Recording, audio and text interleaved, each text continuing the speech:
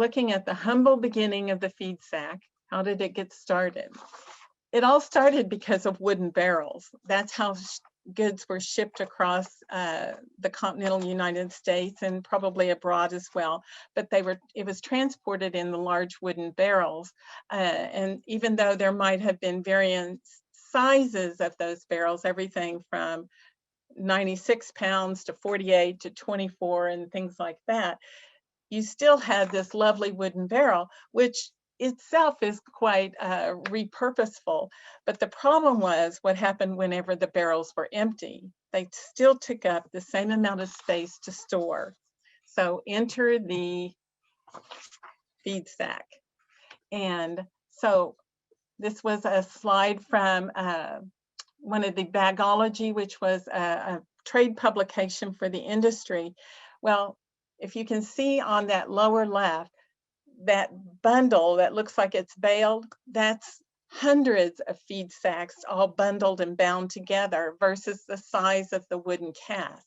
So it made much more sense to have a product that would move the grain or the flour and then collapse down to something that didn't take up as much space to store and still provided a sturdy way to transport those goods.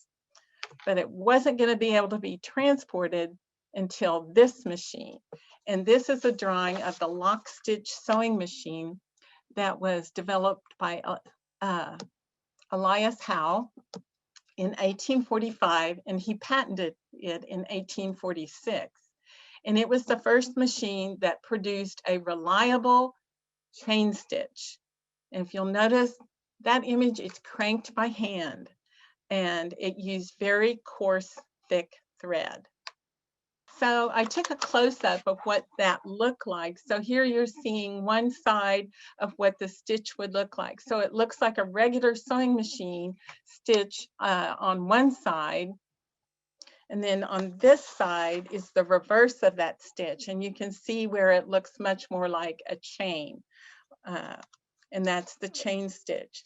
And that stitch, you can see they would trail it off to one end and then cut it. So it's not like a sewing machine where you lifted a presser foot and then pulled it out and then cut the thread. You had to chain stitch it off and then they would cut it.